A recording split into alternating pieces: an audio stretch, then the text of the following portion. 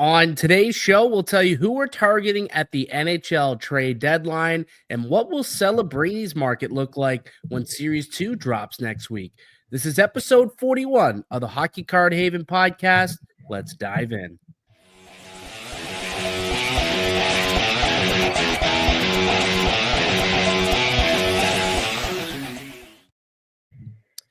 Hello and welcome into the Hockey Card Haven podcast. This is episode 41 of the show with myself, Mike Distefano, and Anthony Santini. We are a weekly Wednesday show diving deep into the world of hockey card collecting, flipping, and investing. You can find us on YouTube. You can also find us on Spotify for you on-the-go listeners. And if you enjoy the podcast, we'd ask that you please subscribe to the show. Trying to up those numbers. Once we get to we'll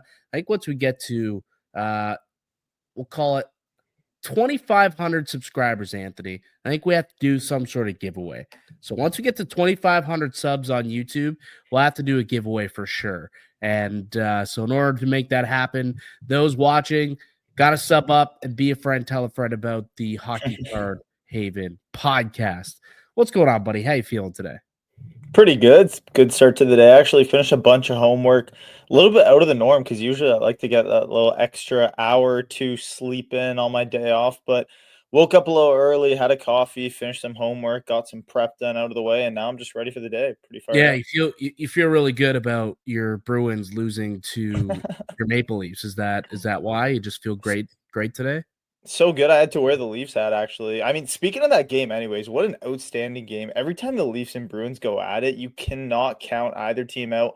Pasternak with a huge goal to start 30-some-odd seconds into that game, and then Marner seals the deal at the end with that nasty shimmy shake, caught Swayman lacking, and Marner's been on fire too for the Leafs. So, hey man, he's a learned, trained winner now, right? The guy's nothing but a winner at this point now. So, and he does nothing but win inside TD Garden. Makes that place his home. That's for sure. But no, it was a good game. You know, Toronto coming back down 3-0, came back to win it in overtime. I think it was the first time since like 1963 that the Leafs trailed 3-0, came back and beat Boston. So solid victory for them. And it's interesting you bring up Mitch Marner. I kind of was looking at his cards yesterday afterwards just to see where's his market at right now. Very high, by the way. So like you're gonna do your hockey card stock exchange a little later on. You've got a player trending up and a player trending down. Someone who's trending up though, and a little sneak peek is Mitch Marner. You know, that guy at this point, I think his PSA 10s are back in the 400-ish range, and they were had all summer in like the maybe high 2s, mid 2s. Now it's up to $400 for PSA 10 Young Guns. And, you know, you're looking at Future Watch autos far greater than that. So Mitch Marner, that's a guy whose market is starting to trend up. So for today's show, I think it's going to be a lot of fun. We got a lot of topics we want to get into. You know, the NHL trade deadline is just 9 days away, Anthony. It's quickly approaching. So we're going to go through some tips and tricks for, you know, how a flipper could take advantage of this juncture of the NHL calendar. I've got a list of 5 players that I have been monitoring and that I've been kind of picking up a little bit leading up to the deadline, who I think could be flipped and could see their market take a bit of a tick up because of it. So I got a 5-pack of names that I'll throw out there. I've got a box of Clear Cut that we're going to open up live on the podcast today. A box of Clear Cut. I picked this up from my hobby shop literally like 3 days ago, and it's just been staring at me. So we're probably going to end up opening that up sooner rather than later on the show, but that's going to be fun. And we're a week away from digging into Series 2 also. I got myself a couple boxes pre-ordered of Series 2. The chase for Macklin Celebrini and Matvei Michkov. So we'll talk a little bit about their market and what it could mean for Lane Hutson as well. So we got a fun show on tap. So let's get right into things here. And let's chat a little bit about the NHL trade deadline. Again, just 9 days away from the deadline, Friday. March 7th, 3 p.m. And it's really an interesting deadline season, Anthony. Like I know that you and I both very much love trade deadline talk and chatter and taking a look at all the trade bait boards and thinking of who could go where, playing matchmaker. And that's part of, what we're gonna do here a little bit. But I was also taking a look at the boards. The Rantanen deal went through, and then the JT Miller deal went through, and I'm like, there doesn't seem to be a lot of heavy hitters on a lot of these trade bait boards this year. I don't know if you felt the same, but it doesn't feel like there's a lot of big names that will be on the move this year. I mean, I feel like the big names that are mentioned, there's just chatter. And I know that Rantanen again is in talks to be traded again if there's no deal that could be done. And I mean, it happened last year where the Carolina Hurricanes were left with the bag. And I feel like, again, they're in a position when it could happen. And it's possible, and then you look at a guy like Elias Pettersson, who initially looked like he wasn't gonna get moved after JT Miller was shipped off to the New York Rangers, but again, he's in the conversations, but like you said, no heavy hitters at the top of the list that really break the bank when it comes down to next Friday. I'm hopeful maybe that Vancouver could make some moves. I wanna see Elias Pettersson on the move. I wanna see Brock Besser on the move. I know that that was a conversation that Kipper was talking about on Sportsnet. I was taking a look at his trade bait board, and they did a little bit of a hit there. I do think, though, that your list, and I know you're going to get into that soon, does have some names that, although are not heavy hitters, could be good players to pick up at the deadline for any contender. I mean, I don't want to give anything away, but there's a strong guy at number one that if I see him in a Leaf uniform, I think he could be a big difference. Absolutely. And that kind of goes to what we'll talk about before we get into like my 5 picks or 5 players that I've been targeting leading up to the deadline. It's the tips and tricks. Like, what am I looking for right now? Like, where's my mindset at leading up to the deadline? Like, how am I coming to the conclusion of this list? And first and foremost, you talked about we just talked about it. Like, you got to target the guys who are on these trade bait boards, because look, these insiders who are doing these boards, they're not coming up with names, pulling them out of a hat. Like, they're talking to league executives, and they know who's being talked about in trade talks and who is likely to be on the move. So, you're looking at the well-respected boards, whether it's the ones on TSN, on Sportsnet, The Athletic, Daily Faceoff.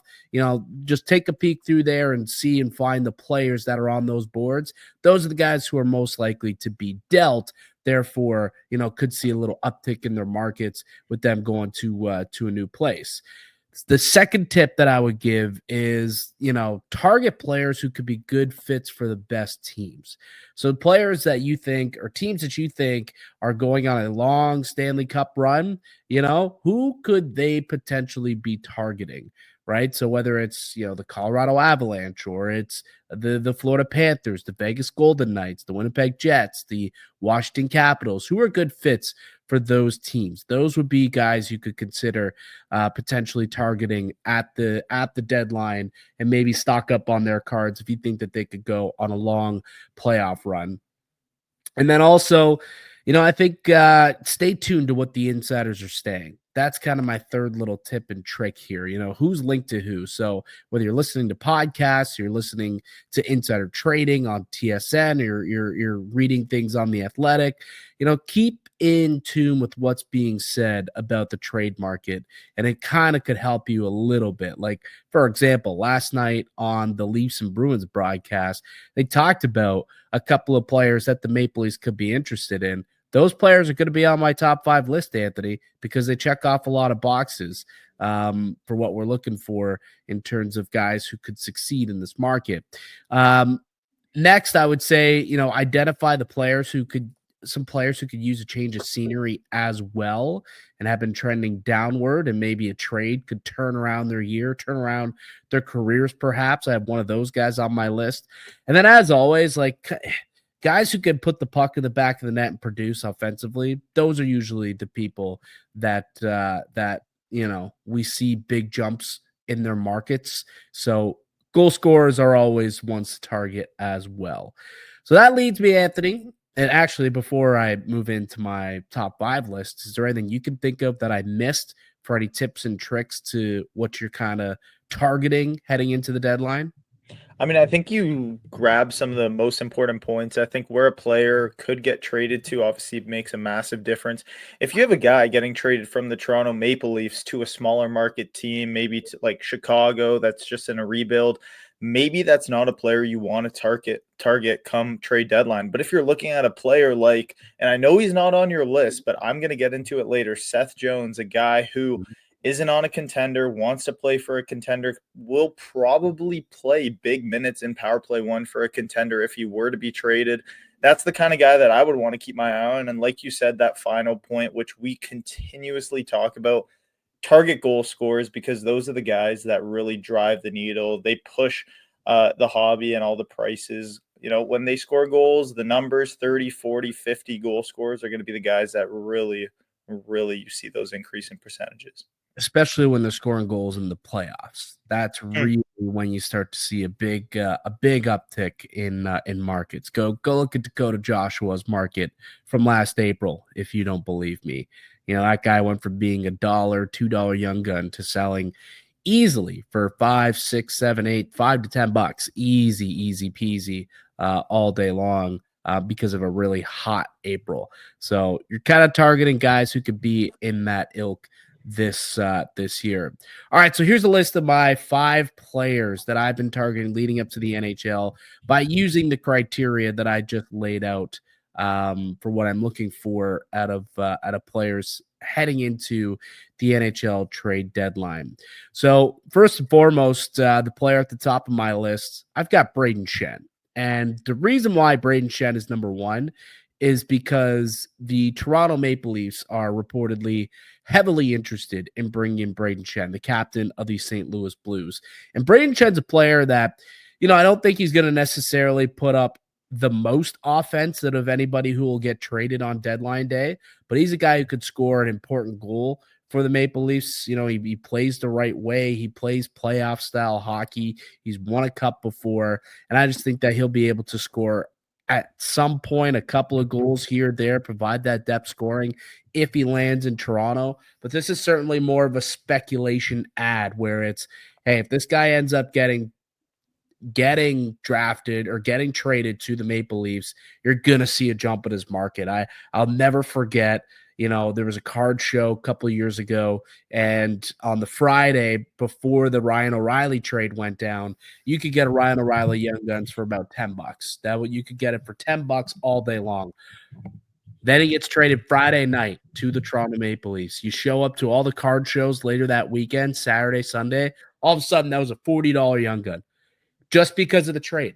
And that's where I'm looking and I'm saying, okay, well, who could end up in a Maple Leaf uniform? Because that really drives the needle. Hype drives this hobby, and there'll be a lot of hype to anyone who's dealt to Toronto. And Brayden Schenn, to me, would be number 1 on my list. Yeah, especially if he does get traded to Toronto, that's a guy that could have the biggest increase in price.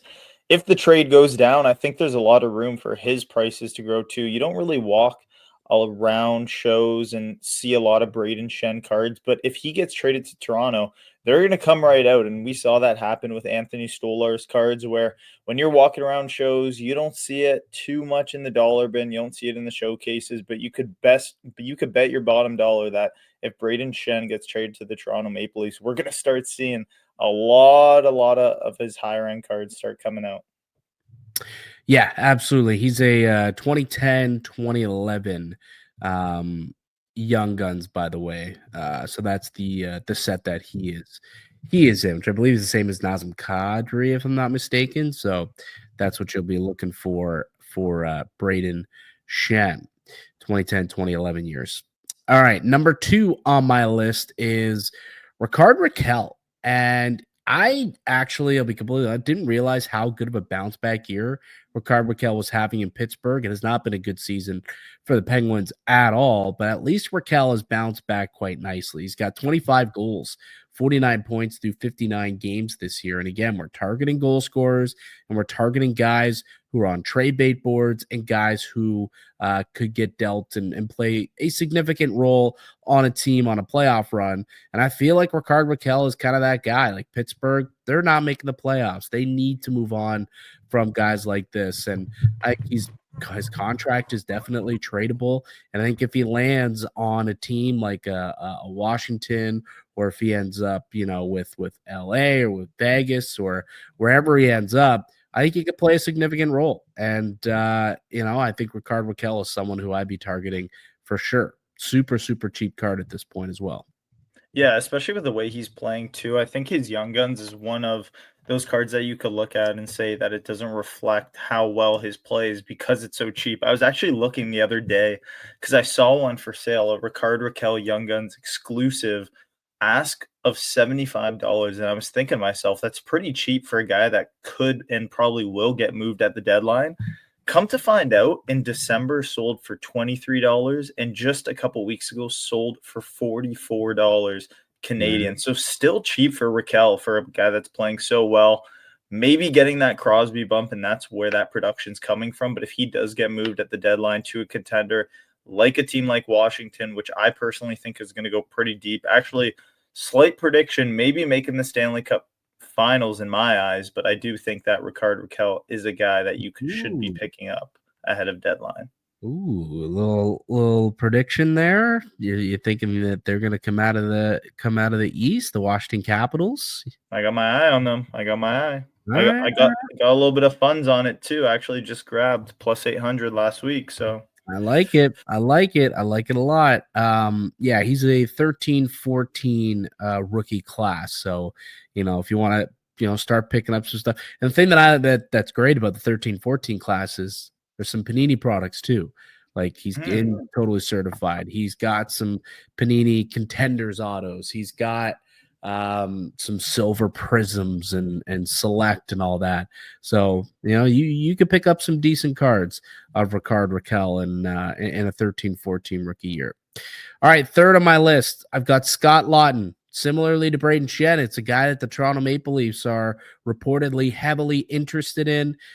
He's with the Philadelphia Flyers right now. He's not a guy who's going to score you a bunch of goals, but he can get you a couple goals and have a strong playoff, I do believe. And again, it's just simply a guy coming to Toronto, his market's going to spike. The supply and demand is going to absolutely grow the second he gets dealt here. So this is very much a speculation ad, but to me, Scott Laughton could be one of those guys too. If he ends up in Toronto or a big market like Edmonton, or somewhere like that, I definitely think that Laughton could see a nice little spike in his price. I believe he's also a 13-14 rookie year as well, which would make him a guy who could also get you some of those Panini stuff. yeah, a guy 13-14 Panini Prism, all kinds of nice stuff like that. Nice stuff from the Cup, McKinnon's rookie year. I do think that Scott Laughton, like most of these players, if traded to a contender, could give that extra push to make them play even later into the season. I think that Laughton's a great player, flies under the radar for me. This is the one player, though, that I'll personally disagree that if he does get moved, his prices could see an increase. I think he's a guy that you should have your eye on, but not a lot of people going around looking for Scott Laughton. But I think the biggest point to get across here is if you're if they're going to get traded to, he goes to Toronto all of a sudden. We'll see. You don't think? If Scott Laughton gets traded to Toronto, you don't think anyone's going to want his cards? I think they'll be bad. I think that Scott Laughton getting traded to Toronto, for sure, any player getting moved to Toronto is going to have that massive bump. We always see that. But Laughton getting moved to a team like Dallas versus Raquel getting moved to a team like Dallas, I think are two different things. But still, nonetheless, a guy that you have to have your eye on because he's going to help whatever team he goes to, no matter what.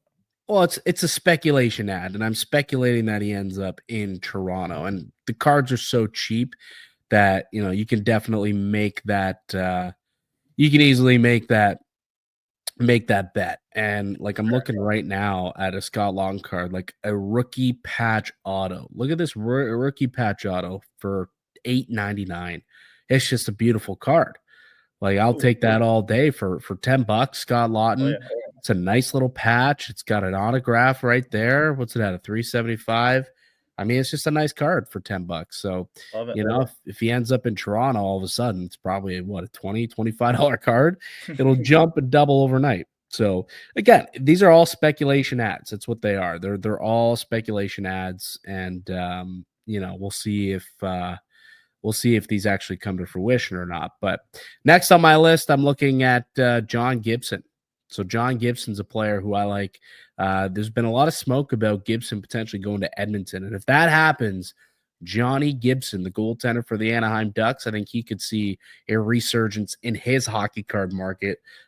I mean, you saw what happened to Stuart Skinner last year when he went on that run with the Edmonton Oilers and what his card prices ended up doing. So, John Gibson is someone for sure that I think could see a nice little bump if he ends up going on a nice little playoff run. He's been withering away a little bit in Anaheim, but his numbers have been pretty solid this year. I think he could help a contender who's looking for some goaltending. And Edmonton's up at the top of the list for me of teams that should be inquiring. And if the Oilers get a guy like John Gibson, I think that market, again, really starts to skyrocket. Oh my! It's just been like a ticking time bomb for John Gibson's market when he should get traded. I think that he has the talent of being a top 5 goalie, and if he moves to a team like Edmonton where he takes that top spot from Stuart Skinner, we could see 40, 50, maybe even $60 young gun raw prices for John Gibson if he starts to really play well. Right now, he flies so under the radar with how poor Anaheim's been playing the past couple of years, and I guess that's just been a struggle to move him because his price has been so high. So maybe this is the year. I know Elliot Friedman's been kind of dancing around the idea of him getting moved and playing matchmaker with the Edmonton Oilers, but that would be like a bombshell for the hobby, I think, because the Oilers have been waiting for a stud goalie to really take them to their final destination. And again, another common theme, part of the 13-14 rookie class. So there's a lot of John Gibson product that you could go out there and get, not just the young guns, but we're talking some Panini stuff. We're talking, some really, really cool items and short printed stuff that you could get for a John Gibson as well. All right, to round out my top 5 list of players that I've been targeting leading up to the NHL trade deadline. This one's it's an interesting one. Dylan Cousins is a guy that I'm interested in, and I think it's a change of scenery type of play. And Dylan Cousins is still young enough that I think he could really still be a great player in this league. And I think if the right team takes a flyer on Dylan Cousins and he gets out of Buffalo, and we've seen lots of players leave Buffalo and have immense success. Like literally everyone who leaves, whether it's Jack Eichel or it's Ryan O'Reilly or it's Sam Reinhart, the list goes on and on. So could Dylan Cousins be another, first round talent who leaves the Sabres for better pastures potentially? And he's a guy who's, again, on all the trade bait boards. His name has been in a lot of rumors of a guy that could use a change of scenery, could use a big, used as a trade chip to change the mix up in Buffalo. So Dylan Cousins is a guy that I think his market is so low right now that he's someone too worth picking up, because if he ends up on a different team and could be a turning point in his career and could turn for the better, you might as well get in on the market while it's so low right now. Yeah, I think Dylan Cousins is the number 1 guy on this list for me, where I could see a really, really big push, not only for this year, but for years to come. Like if he gets traded to a team, maybe like we keep saying Toronto, but even Detroit, where they need a player for the next 3-4 years, young guy that could really step out of his shell and play a big role. I think Cousins' market could have a massive impact for that. I actually put Cousins on my little short list that Kipper had on his 4.0 trade board.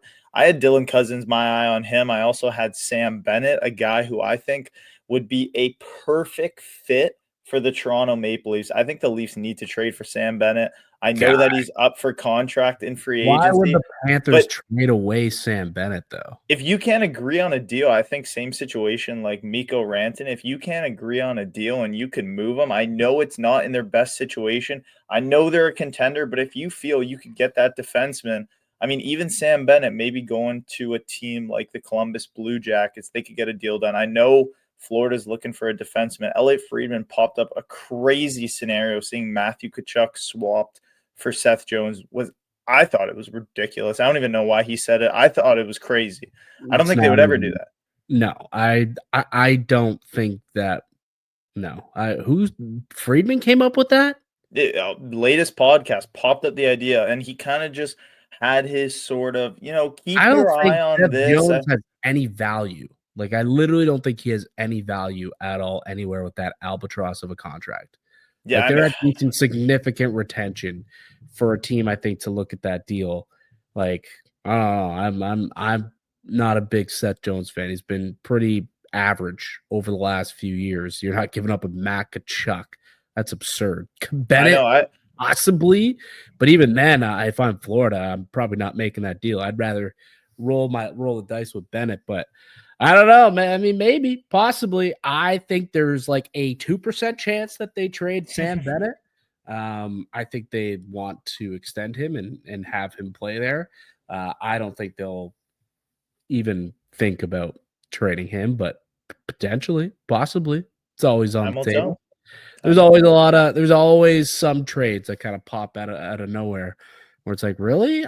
Why would they make that deal? And Sam Bennett would be one of those if they traded him. So those are some guys that we're kind of taking a look at that fit the criteria of our tips and tricks of how to take advantage during the NHL calendar, because we always see a little uptick in pricing for players once they get dealt. A lot of guys, whichever market they land in, there's a whole new world of collectors in that market, whether it's Toronto or it's Edmonton or it's Washington, or like you said, even Columbus has a lot of collectors in that area. And if anyone ends up there, there's new people looking to pick up those cards. So supply and demand, we'll see a lot of players kind of tick up here in March. All right. I think I've been staring at this box of Clear Cut long enough, Anthony. I think I'm ready to open this bad boy. Should I do an opening of the Clear Cut? So it's 23-24, so it's Bedsy year. This is Connor Bedard rookie year. So we would absolutely love to get a Connor Bedard rookie card here, rookie auto of some kind. So Clear Cut, for those who aren't familiar with the product, it's literally just one card. It is one card. It's a slot machine essentially, and you're hoping to get the best card possible. And you can get some great cards. Like they've got like all the superstar autos. You can get a Gretzky auto, McDavid, Crosby. The list goes on and on for what you could get. Bedard, obviously, as a rookie card would be one of the better pulls that you could get for sure. But you never know what you're going to pull. It's a big old slot machine. You could end up getting an absolute dud. I've opened this product before, and I've gotten absolute duds. So here it is. We'll all see together what the card is. It's literally just a little flap, and we'll see what we pull. Anthony, drum roll, please. Yeah, you could barely hear that drum roll. Anyways, 3, 2, 1. God, that's not good. What is that? Jonathan Gruden, rookie. Oh, just a base too, not even numbered, of Jonathan Gruden. See, you can get some absolutely horrendous nonsense in these boxes. Oh, that is so gross.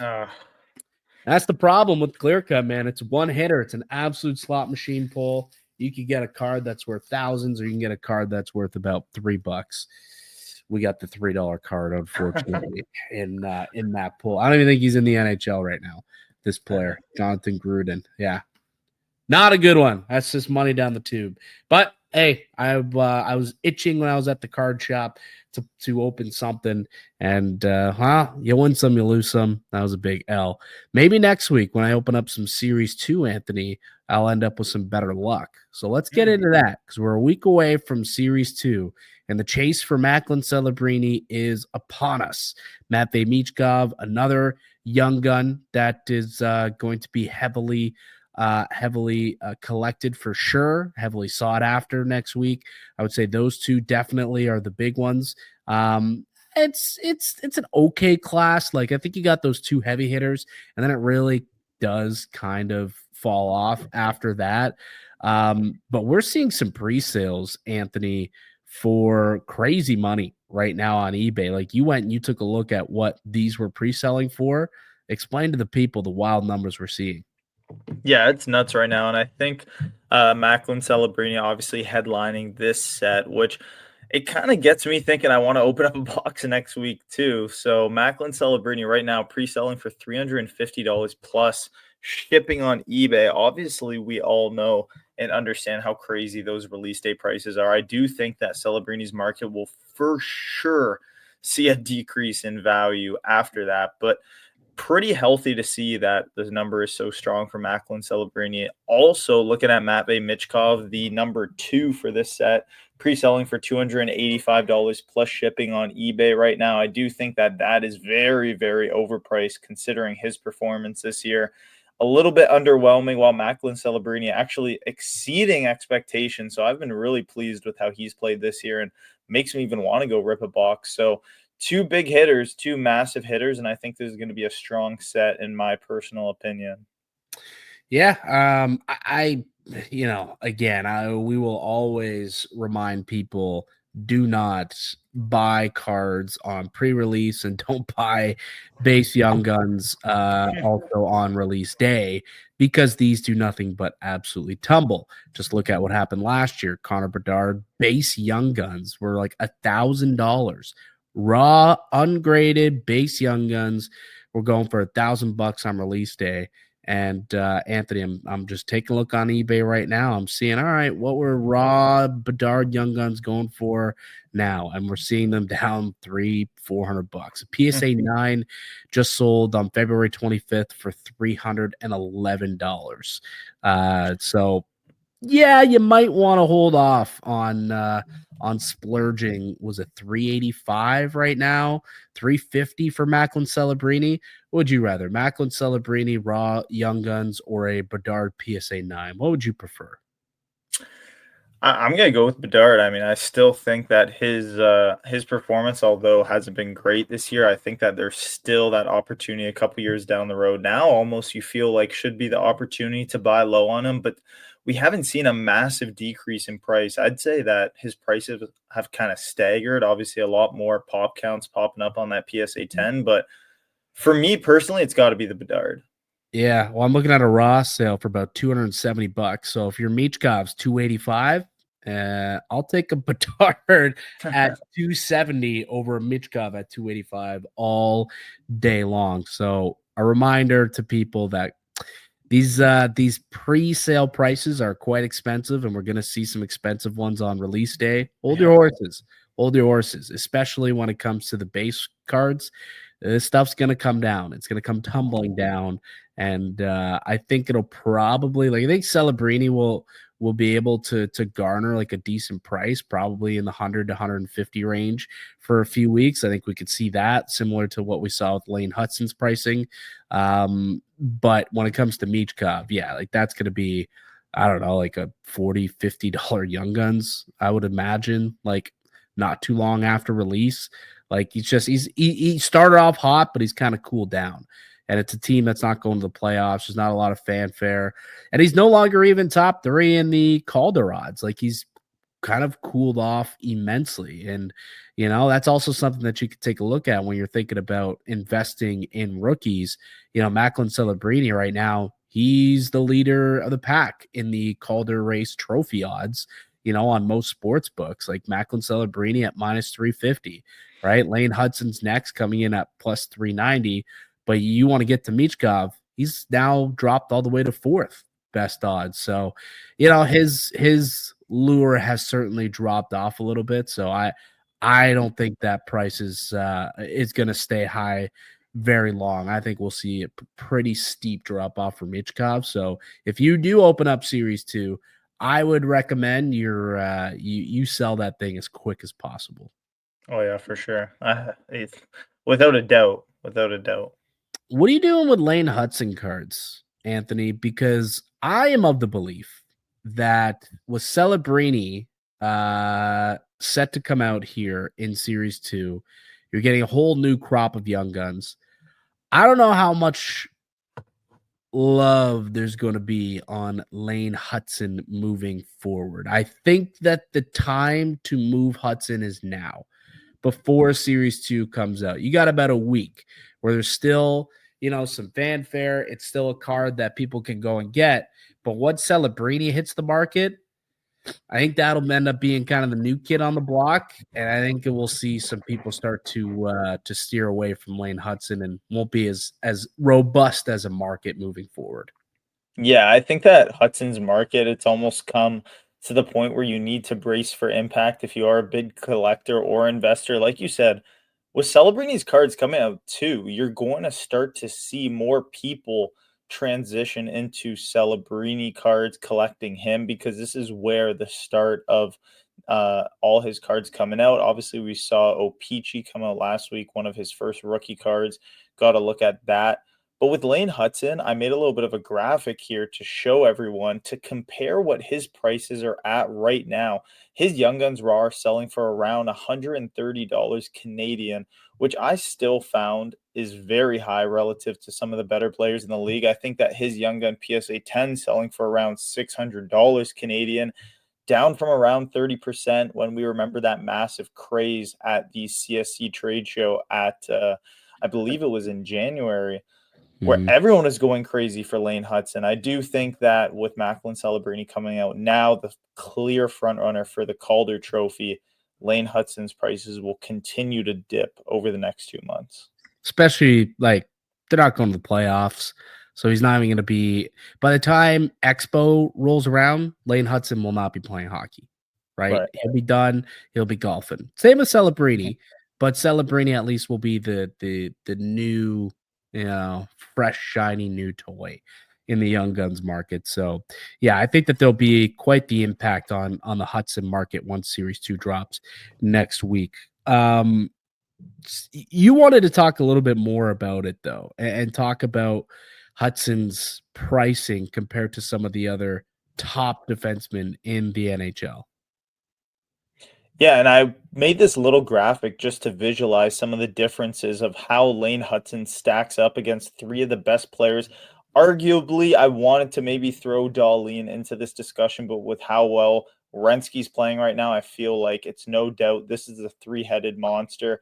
We got Zach Renski, Quinn Hughes, and Cale Makar, all priced differently, but all within range of Lane Hutson in the conversation of who are playing at the top in the NHL right now for defensemen. We got Zach Renski at $15 for a raw Young Guns, $150 in a PSA 10. So comparing that to Lane Hutson, almost a tenth for a raw Young Guns, absolutely ridiculous. And $150 stacked up against $600 for Zach Renski, who is easily, I think, in the Norris conversation right now. Quinn Hughes, who is for sure the 1 and 2, maybe 1B, stacked up against Cale Makar, $75 for a raw Young Guns, and climbing, I think, too. He has a bright future as a defenseman in the NHL. PSA 10 selling for around $250, a very popular name.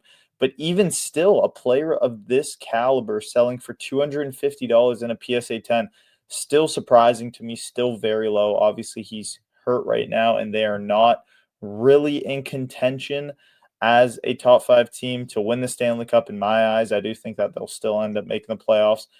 And then ending it off is Cale Makar, $325 in a raw Young Guns and only $650 in a PSA 10.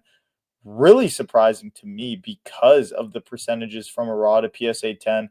But when you take a step back as a Lane Hutson collector and you look at all three of these top defensemen in the NHL and what their prices look like, can you really feel confident moving forward to continue to buy with how inflated his market is? Because me personally, I'm just staying away. Well, like I also am staying away. I mean, defensemen typically don't have that robust of a market. Cale Makar is kind of an anomaly, right? Like you could clearly see. I mean, Makar and Quinn Hughes, they're pretty close when it comes to talent. Like at one point, it seemed like Makar was a clear cut way better, but now it's 1A, 1B, as you mentioned, and they're right there neck and neck with each other as best defensemen in the league. But look at the price discrepancy. Now, I think Quinn Hughes is very, very cheap right now, and I'm not sure why, especially being in a Canadian market and big market like Vancouver. I think that he's definitely a slept on card and player. But Cale Makar's just, that's the standard, the gold standard right now. So yeah, if you're Lane Hutson collectors and you're looking at that, it's like, well, it's probably not going to be 650 for that much longer for PSA 10 Lane Hutson. Because if Cale Makar's at 650 and Quinn Hughes at 250, like, yeah, okay, it's the Montreal Canadiens, so there's going to be a bit of a tax on that. So it could end up, being highly sought after. And I think the pop counts, the gem rates are a bit lower, so that could inflate the prices a little bit, but nowhere near where it's at, where it's going to be touching up on Cale Makar numbers. So for me, yeah, Lane Hutson, I'm kind of out on that market. I've been out on that market for a little bit because I think it'll soften quite considerably probably in the next couple of weeks and months here. As again, Montreal not going to a Stanley Cup anytime soon, not going to be a playoff team either. So yeah, I'm not hurrying to load up on any Lane Hutson, that's for sure. All right, Anthony. We haven't done a hockey card stock exchange in quite some time. So we're looking at some players that are trending up and some players that are trending down. And you're going to be giving us a quick list on this week. So who's your player that's trending up, Anthony? So for me, I got Cole Perfetti. I do think that he's slowly been trending up over the last month, 11 points in 9 games. And I think that it's time for him to take a big step. It's been 2 years in a row where the Winnipeg Jets' biggest flaw is that second slotted center. And I feel like Cole Perfetti could kind of answer that internal question of should they go out and trade for a second center. We saw them trade a first round pick for Sean Monahan last year, who ultimately left to free agency, headed to Columbus, and was having a career year before getting injured. But Cole Perfetti, who's been playing very well, I feel like his market has started to take notice. From around $40 Canadian and a Young Guns PSA 10 has shifted to around $55 to $60. So seeing that slight increase, which we usually don't see too much with those Young Guns PSA 10s under $100, we don't see those big percentage increases. And I feel like they could come if Cole Perfetti starts to perform well for this Jets team come playoff time. I think not the biggest name, but definitely someone to keep an eye on. Yeah, I mean, he's a player that has a lot of upside, and he's playing for a team that, I mean, could very well win a Stanley Cup or go on to a Stanley Cup or go on a run. You're hoping, and Perfetti, they're hoping that he can, start to pick it up. So you can pick up a PSA 10 Young Guns for $40. You could probably pick up a Future Watch Auto for pretty cheap, or some Cup RPAs for cheap. I would definitely look into that because Perfetti's a good player. He is a good player. And if he's given more of a role and an opportunity with this team, I think we'll see his market kind of tick up. So I like Cole Perfetti as one of those trending upward type of players. All right, who's trending down, Anth? This is a guy that I wanted to bring notice to, and maybe not as noticeable the last week or two, but Trevor Zegras' market has been trending tremendously down for the past year and a half. I really wanted to put a spot trending down since it released, pal. Yeah, I mean, seriously. It was a $300 card on release day, and then you could pick this up for how much now? Raw, $5 raw. Yeah, $5 raw. And I mean, personally, I'd still pick him up for $5. But even still, you almost have to be weary with the way that he's playing right now.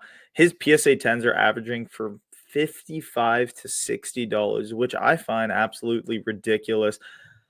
But even still, I mean, for a $50 bill for a Trevor Zegras Young Guns PSA 10, is that something you really want to spend money on? I know that the past year he's been slowly decreasing, just got suspended 3 games.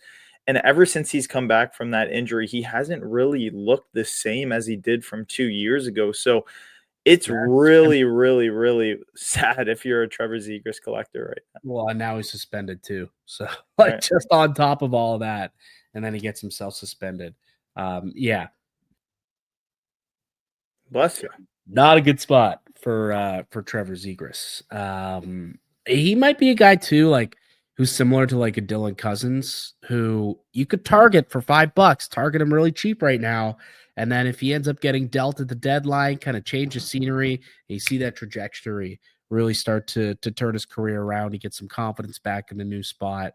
All of a sudden, that $50 PSA 10 investment, could really start to take an uptick in a new market potentially. So Zegras is another one of those under the radar guys. He's trending down, but to a point where it might be worth investing in. You know what I mean?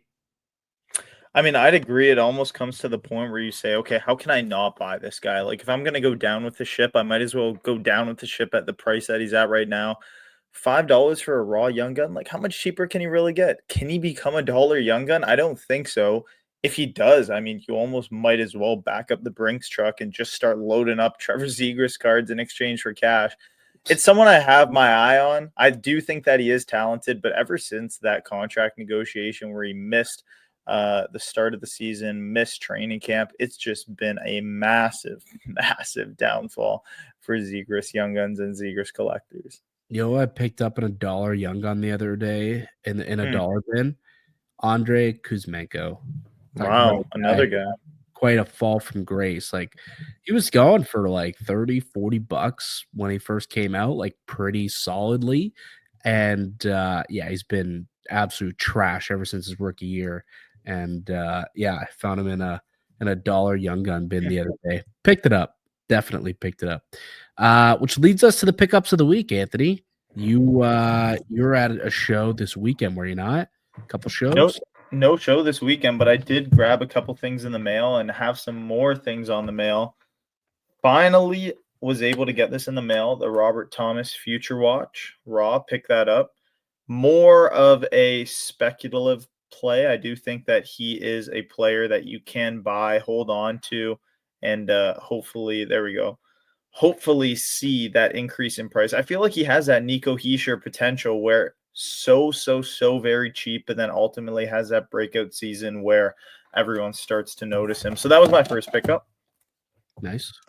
Second pickup was this really sweet out of 15 William Nylander. Obviously not game used, but these team logo jumbos, I think a massive hit at the Toronto Sports Card Expo. Everyone's looking for Willie and everyone's looking for a cool card. So this out of 15 Black Diamond team logo jumbos Willie is one of my favorite pickups for sure. No, that's a nice pickup for sure. I like that card a lot. Final ones, a little bit of a turn back to the conversation I had earlier. Seth Jones Future Watch. Pick these up $10 a piece, pretty close to market value too, which I think is pretty ridiculous the way that he's been playing the past couple games for Chicago. It's been well, and I do think that he could get moved to a contender. And my hot take is I do think played well the last couple of games. He's been playing great. Check those fantasy stats, man. He's been playing great. Check it out. Fantasy stats doesn't mean he's playing well. Like he's playing a lot. Did you see what they got shot attempts like 93-29 last night against Utah. He was on the ice for 27 of those minutes. 5 hits, 4 blocks, a shot, a goal, and a power play point. Hey, there he is. He's doing his thing. He wants to get traded. And what is he, like a -33 on the year? With a massive contract too, almost as bad as Darnell Nurse. But someone I have my eye on. I do think he get traded to the Leafs, could get traded to Florida, could get traded to Dallas. So got my eye on him. Yeah, we'll see. All right. I had popped into the LCS and took a look through. They got a bunch of new Young Guns. So I just grabbed a bunch of cheaper Young Guns, basically a whole bunch of stuff. I talked about the Kuzmenko, picked up a couple of Zach Werenskis at a pretty decent price. So a couple of Werenskis there. And what else was in here that I grabbed? There was like a Dylan Strome, a Bushnevich, and our boy Brandon, who we know is listening to this, picked up a Teddy Bruschi. Game used little jersey swatch here. Teddy Bruschi, he's a big time Patriots fan, loves the Patriots heyday. I found that for a good price, so I scooped that up too. And then the absolutely awful clear cut box that I picked up that we now this went from being $150 box to $3 real quick. Real quick, brother. Real quick. The love of the hobby, though. Yeah, for the love of the hobby. That's it. Hitting up any shows this weekend? Actually got a big one. Shout out to CSC. They will be having us out there. We will be walking around, buying, selling, trading. It's the CSC trade show. Looking forward to that too. Going to be a lot of fun. Yeah, gonna be super fun. We went to one, was it last month or yeah, it was January, right? Yeah. Yep. Yep, the CC trade show in January. We set up, had a good time, had some people walk over and say hello who are listeners of the podcast. And we always, love when people reach out to us and say hi. So if you see us walking the show floor, say what up. Tell Anthony he's a fraud for being a quote Bruins fan and having the audacity to wear a Maple Leafs hat the day after the Leafs dust his Bruins. But anyways, show's going to be at the Mississauga Convention Center from 10 to 6, $20 entry fee to attend the show. And I believe Gary Roberts is going to be there signing autographs too. So Right. yeah, so there's a few people who are going to be there doing some autographs as well. So, if you got an old Gary Roberts collection, you got an old jersey, or you got an old couple cards, he'll be there. You can try and get an autograph from old Gary Roberts. Also have the Evolution Sports Card Show in Richmond Hill Saturday as well.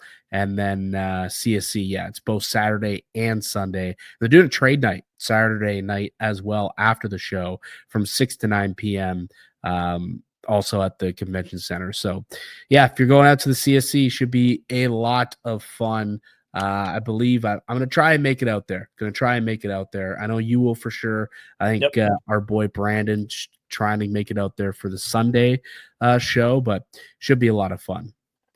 All right, buddy.